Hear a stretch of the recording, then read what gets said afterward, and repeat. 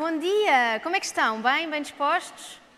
Ótimo, nós também estamos muito entusiasmadas por estar aqui, acima de tudo muito honradas por sermos as escritoras escolhidas, as escritoras desta Next Generation, escolhidas para estar aqui hoje a representar muitas outras que conhecemos e que adoramos e que admiramos. E acho que vou já começar em grande, porque a palavra que eu me recordo mais quando nos passaram o briefing de estar aqui foi desconforto. E é por isso mesmo que, sendo nós a nova geração de escritoras deste país, eu gostava de lançar a pergunta às minhas colegas Helena e Maria Francisca: o que é que vocês mais sentiram como um obstáculo a chegar à publicação de um livro? Bem, se calhar, se não se importarem, começo eu. O meu nome é Maria Francisca, sou autora e, para surpresa talvez de muitos, tenho 25 anos, o que não costuma ser uma idade associada à obra publicada. O meu sonho, se é que hoje podem falar de sonhos, creio que sim, porque todos sonhamos que a literatura tenha cada vez mais um papel importante no panorama português. O meu sonho sempre foi ser escritora. A minha professora primária chamava-me mentirosa, mas eu sempre tentei que isso passasse mais como uma questão de ter uma imaginação muito fértil e de, por isso, querer criar histórias. E o primeiro obstáculo que eu encontrei quando decidi que ia lutar por este sonho foi a falta de representatividade. Ou seja, a falta de exemplos, porque eu sempre li muito, sempre adorei ler, devorei as obras de duas autoras que aqui estão hoje, uma aventura, gostava muitíssimo de ler, passava muito tempo fechada no quarto, desde os meus 7 ou 8 anos, e sempre que ia a uma livraria ou uma biblioteca e procurava um livro de uma autora mais ou menos da minha idade, que também estivesse a passar pelos mesmos problemas do que eu, não encontrava. A verdade é que eu publiquei o meu primeiro livro aos 15 anos, que naturalmente é um livro também para pessoas dessa idade, e depois outros 2 seguiram, e hoje em dia, numa editora muito boa, onde gosto muitíssimo de estar, deparo-me com obstáculos diferentes. O principal, que acho que as 3 concordamos, é o tempo útil de vida de um livro hoje em dia numa livraria. Não sei se vocês têm essa percepção ou não, enquanto leitores, mas uma jovem autora que publica o seu primeiro grande livro, digamos assim, pela mudança de editora, chega a uma livraria depois de o publicar e há uma alegria, uma expectativa de encontrar o seu livro lá. O livro está lá, mas apenas nos primeiros 6 meses. A partir daí, tendo em conta a quantidade de livros que são publicados em Portugal, o livro vai para o armazém e, se tudo correr muito mal, regressa à editora. E o que é que isto faz? Nós vamos também falar sobre isso, mas faz com que nós, escritoras, hoje em dia, tenhamos de ser também vendedoras, o que é uma posição um bocado desagradável, não é? Aquela ideia que eu tinha e que mantenho relativamente a alguns autores, que são pessoas muito recatadas, que aproveitam a solidão para criar e que se enfiam numa caverna e saem apenas para autografar alguns livros. Eu não posso fazer isso. Aliás, eu não quero fazer isso porque quero divulgar o meu trabalho e o trabalho de outros autores que admiro, mas também porque, se eu não estiver no Instagram e no TikTok a falar sobre a Profeta, não estiver a dizer no meu livro fala-se sobre este e sobre aquele tema, eu vos garanto que ninguém o comprará. Claro que isto é uma meta, é uma caminhada que terá dias melhores e outros piores, não poderia ser fácil, porque senão tinha também menos mérito, mas a verdade é que podia ser um bocadinho mais fácil. E isso passa por vocês apostarem em jovens autores, pelas editoras abrirem a porta a jovens autores e por deixarmos entrar esta rajada de ar, que a mim me cheira muitíssimo bem, para ser honesta, de pessoas que escrevem, que têm qualidade, que não escrevem literatura light, e nós não escrevemos todas histórias de amor, porque normalmente quem faz isso são os homens e são sempre grandes pensadores. Portanto, vou passar a palavra à Helena Magalhães. Olá, eu sou a Helena Magalhães e, tal como a Francisca, apesar de eu ser de uma geração alguns anos mais velha... Não interessa, ninguém está a contar idades aqui, ninguém está a contar. Eu fui uma criança que tive uma infância muito ligada aos livros, eu era uma criança muito ansiosa, eu era uma criança que gaguejava muito e as palavras para mim faladas era muito difícil e eu acabei por me ligar muito às palavras escritas porque era mais fácil para mim, era um grande conforto para mim. Aí nos meus 12 anos tive uma professora maravilhosa que me disse que eu tinha que ler em voz alta, no quarto, onde eu quisesse, para controlar a dicção, e mais uma vez os livros acabaram por se tornar uma coisa muito salvadora para mim, com quem eu criei uma conexão desde criança muito nova, e eu escrevia muito.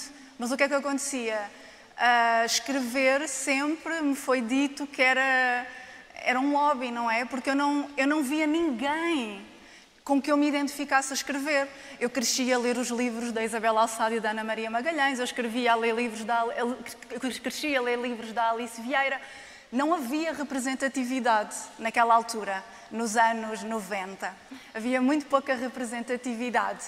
De modo que quando a escrita acabou por entrar na minha vida, eu acredito muito nos desígnios da vida e acredito que às vezes caminhamos e vamos onde temos que ir. E esta falta de representatividade que nós todas tivemos na nossa infância e na nossa adolescência também fez com que, no meu caso, tirasse 2 cursos errados com os quais eu não me identificava minimamente, porque a escrita era-me sempre dito: ninguém escreve em Portugal.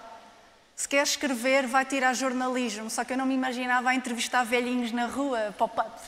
E então eu acabei por tirar outras coisas que não tinham nada a ver, e a escrita foi sempre acabado por ser posto de lado. Uma coisa era um hobby, não era para mim, porque eu não me via a ser uma escritora. Eu não via ninguém como eu em Portugal. Como é que eu posso ser escritora se as escritoras são estas pessoas sérias, mais velhas, não são pessoas como eu? E então eu acho que aquilo que me dá mais gozo, claro, depois a vida deu as voltas que tinha a dar, eu acabei por entrar na escrita e estou muito grata a todas as oportunidades que se abriram. E nós há pouco, antes de entrarmos aqui, estávamos a falar sobre uma coisa que eu acho que é muito importante, que há muita boa gente com talento.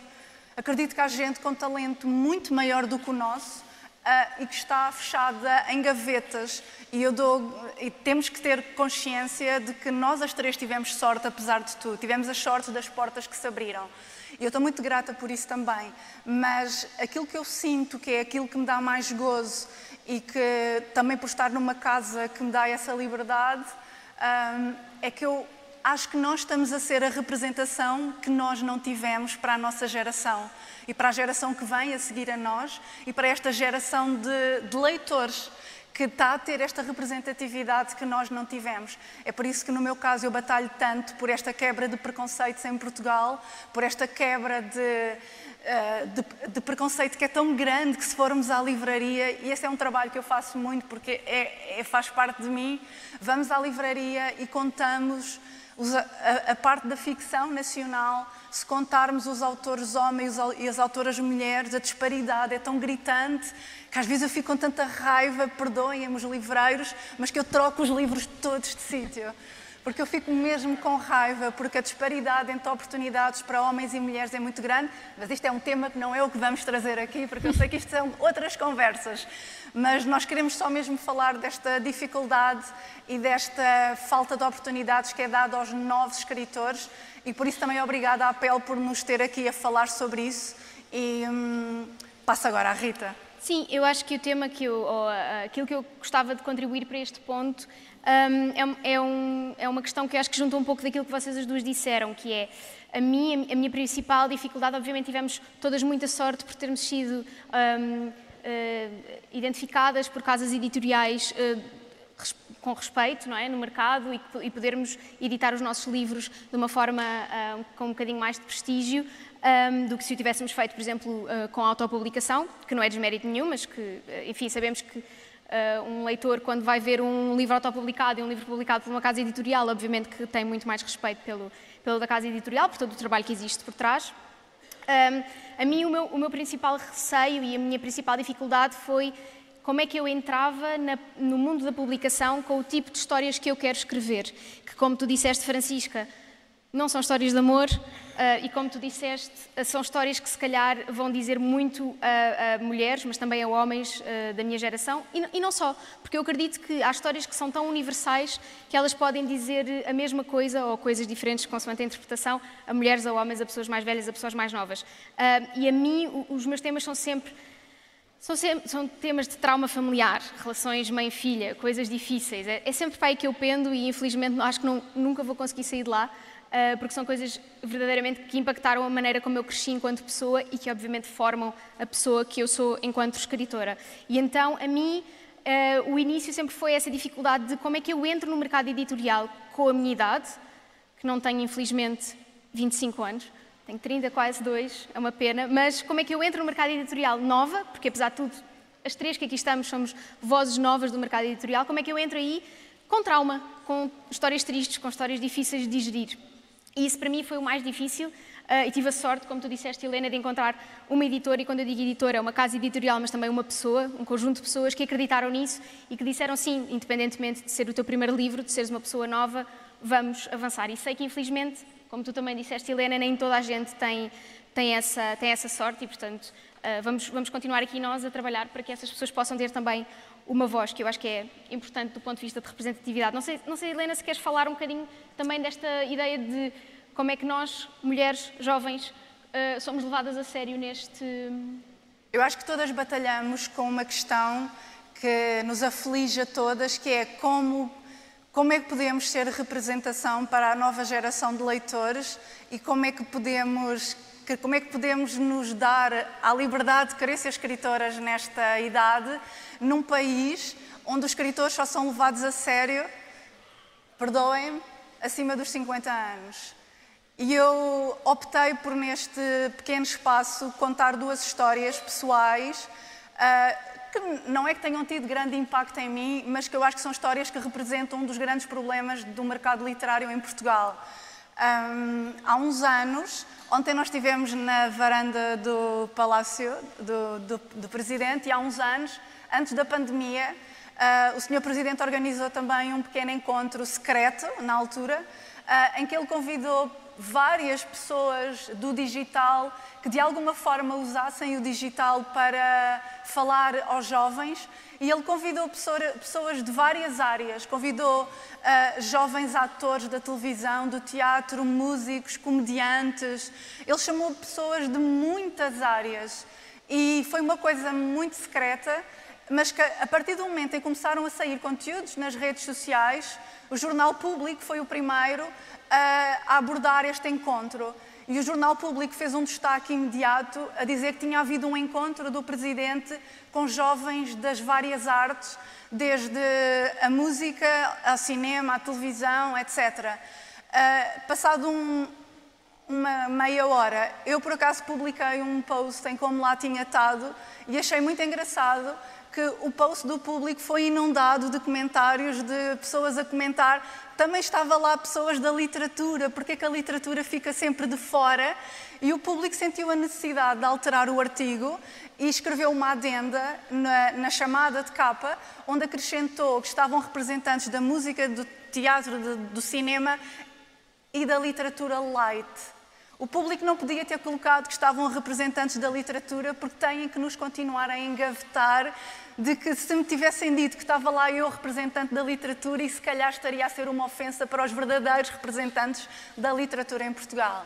E isso foi uma coisa que eu na altura pensei, isto é um dos problemas, um dos grandes problemas que está em ser um novo autor em Portugal, e um dos grandes problemas que é publicar e arriscar-se em novos autores em Portugal, porque já nos estão a engavetar imediatamente. E numa outra circunstância, eu tinha escrito um outro livro e contactei com o diretor de um outro grande jornal com quem eu tinha trabalhado inclusivamente e disse, olha, publiquei este livro e tal, adorava poder fazer qualquer coisa, escrever uma entrevista, e a resposta que ele me deu foi: o nosso jornal pauta por conteúdos de excelência, Helena. Como podes imaginar, não vamos falar sobre esse tipo de livros. E eu na altura fiquei arrasada mesmo e chorei, porque fiquei muito emocional, porque achei aquilo tão absurdo. E agora, quando estava a pensar nisto no caminho para cá, eu comecei a pensar, vou estar com duas colegas extremamente interessantes, em que a Francisca tem um livro que aborda esta necessidade que o ser humano tem de se agarrar a ideologias e a pessoas que lhe ofereçam soluções para a sua vida. É uma crítica a estas ideologias fervorosas, não é? E a Rita tem um livro sobre o impacto que a falta de pai e a solidão têm no crescimento de uma pessoa. Estas dores que ficam da nossa infância, de infâncias muito solitárias. E eu fiquei a pensar, caramba, eu escrevi um livro que é uma crítica ao patriarcado e aos abusos sexuais da Igreja. Porquê é que os nossos livros continuam a ser esse tipo de livros? E porquê é que todos estes obstáculos nos são colocados à partida?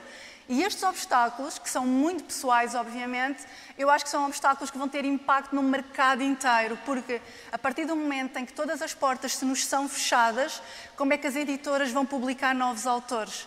A partir do momento em que há muitos poucos autores a escrever sobre os temas que interessam à geração de hoje, como é que a geração de hoje vai ler? Como é que isto tudo vai mudar? Se isto é um problema que é uma pescadinha de rabo na boca, que não tem começo nem fim, mas que é transversal a todas as áreas da indústria dos livros. Eu acho que isso é um dos pontos importantes e que nós queríamos deixar bastante assentes, que é, nenhuma de nós escreve... primeiro, penso que falo pelas três, que nenhuma de nós escreve a pensar num leitor modelo, na pessoa certa para aquele livro. Escrevemos e depois há pessoas que vão gostar de ler e que vão ter interesse e outras que não, como em tudo. Mas a verdade é que, tendo em conta as nossas idades e as nossas experiências, é normal que as pessoas que também são da nossa geração se identifiquem com aquilo que nós escrevemos, porque os problemas são comuns e, ao contrário de escritores mais velhos ou da ideia que nós temos deles, nós não estamos fechadas numa caverna, até porque não ganhamos o suficiente para ser só escritoras. Todas nós temos de ir para um trabalho e fazer outras coisas. Francisca, deixa-me só interromper e dizer que não são só os temas, mas eu acho que também a forma como nós os escrevemos, que é muito mais aproximada àquilo que é a linguagem de hoje, não é? Exatamente. Uma coisa que eu, enquanto leitora, eu gosto de ler coisas que eu percebo. E eu gosto de ler, eu gosto de conhecer personagens que eu, quando fecho os olhos antes de adormecer, imagino que poderiam viver perto de mim, que têm uma vida semelhante à minha. Porque eu, como leitora, encontro muitas respostas, ainda que leia maioritariamente ficção, à forma como eu quero viver, ao impacto que eu quero deixar. E nós não temos a pretensão que os grandes escritores, que os leitores mais velhos adorem o que nós escrevemos. A nossa pretensão é que nós possamos escrever e que o público jovem, que é o público que nos trouxe aqui hoje, porque nós queremos que eles leiam, que esse público saiba que nós existimos. E há uma parte que é nossa, obviamente, não é? Temos de escrever e temos de ser rigorosas e a nossa ideia aqui não é dizer-vos o mercado editorial tem de abrir as portas a todos os jovens, nós temos é que lançar livros. Claro que não é isso. E eu estou numa editora onde eu vos garanto, se entregar um livro que não tenha qualidade, ele não será publicado, e eu agradeço isso, muito honestamente, mas a verdade é, quando é publicado, tem de ser comunicado e temos de ter espaço. E eventos como este, existem outros, não organizados pela APL, mas por outras organizações, nos quais nós não temos lugar. Todas as vezes que há correntes de escrita, em que há festivais literários, nós não somos convidadas. E não somos convidadas porque os nossos livros não são bons. Pode ser por causa disso, mas eu duvido que a maioria das pessoas da organização os tenha lido, tenha dado a oportunidade de ver, ok, deixa-me ver o que é que estas jovens escritoras, como adoram apelidar-nos, escreveram. O tema tem interesse? Talvez tenha, mas eles não o sabem. E para mim a maior dificuldade de ser levada a sério... eu sou desempoeirada, graças a Deus, porque senão estava lixada e perdoem-me a expressão. Sou bastante desempoeirada, sei que tenho um longo caminho pela frente, estou cheia de vontade de trabalhar e não tenho pressa. Não tenho pressa para ter sucesso, não tenho pressa para poder viver os livros. Eu quero escrever. Foi para isso que eu comecei esta jornada e é aqui que eu quero continuar. O momento mais feliz do meu dia é quando eu me sento ao computador. E isso para mim é o mais importante, mas se eu puder ter a oportunidade de chegar às vossas casas, tal como elas, nós gostávamos e o meio tem de nos ajudar, não é? Temos de ser todos sem medos, porque nenhuma de nós, em princípio, vai ultrapassar um grande escritor já implantado no mercado, eles não têm de se preocupar com isso, em princípio são melhores, por isso é que também têm mais reconhecimento, ou talvez não é? Depois logo veremos quando lerem os livros de todas, E pronto, e talvez aproveite para passar... Sim, mas deixa-me só acrescentar e terminar este tema, que eu acho que é muito interessante, que é, há uma ideia generalizada que também é um preconceito do nosso mercado, e falaram-nos muito na APEL para nós falarmos sobre atuações para o futuro. E isto tudo é uma atuação para o futuro, mas aquilo que eu mais vejo, e que às vezes me dá um certo gozo, porque eu penso... Eu adorava que estas pessoas fossem surpreendidas, não é? Mas aquilo que eu mais vejo é que pessoas muito influentes no mercado literário em Portugal são as mesmas pessoas que dizem à boca cheia e que dizem publicamente: eu não preciso de ler estas autoras para saber que aquilo que elas escrevem não presta. Não querem ler, não leem, assumem que não presta.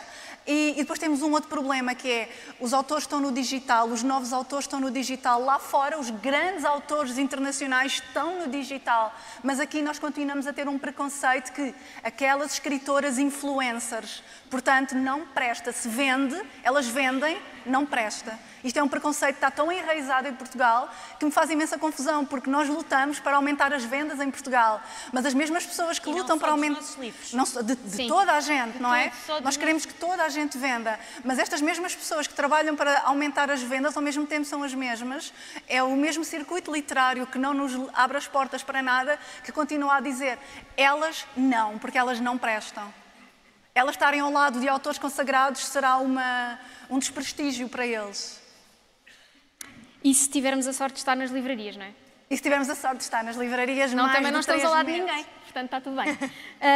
Não, acho que é super interessante este tema, e se calhar introduzimos também, que é esta ideia da nossa ligação com os leitores e com a nossa ligação às redes sociais, que eu acho que é o último tema que gostávamos de trazer antes de chegar ao fim, porque achamos mesmo super relevante.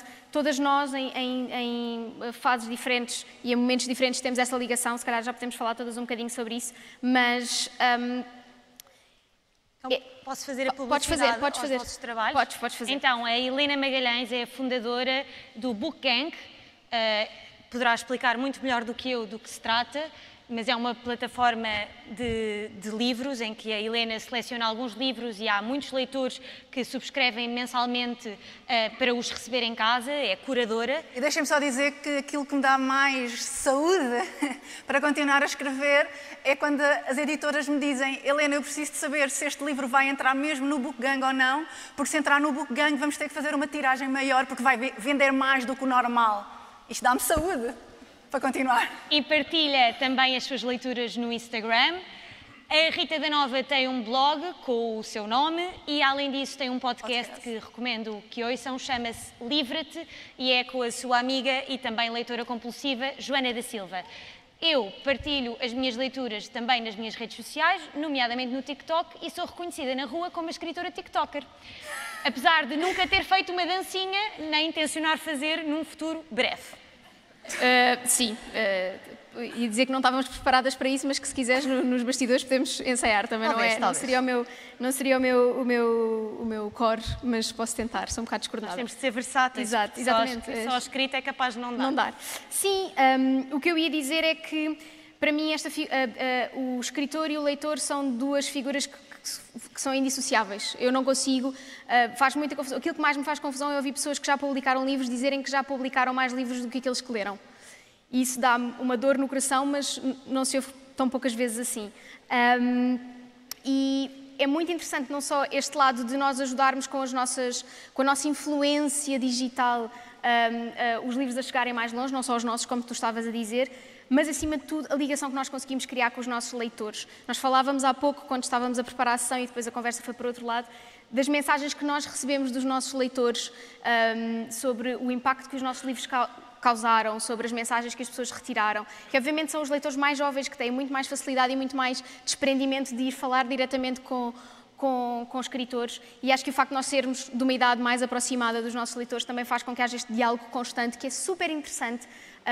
Claro que depois podemos dizer que temos de separar bem o que é feedback construtivo e o que é isso também é outra, daria pano para mangas, mas eu acredito que esta proximidade só pode ser boa, porque nós temos verdadeiramente noção do impacto que os nossos livros têm. E se me disserem: Rita, preferes um prémio literário ou que as pessoas te mandem mensagens a dizer o impacto que os teus livros tiveram, eu prefiro a última todos os dias. Portanto, acho que...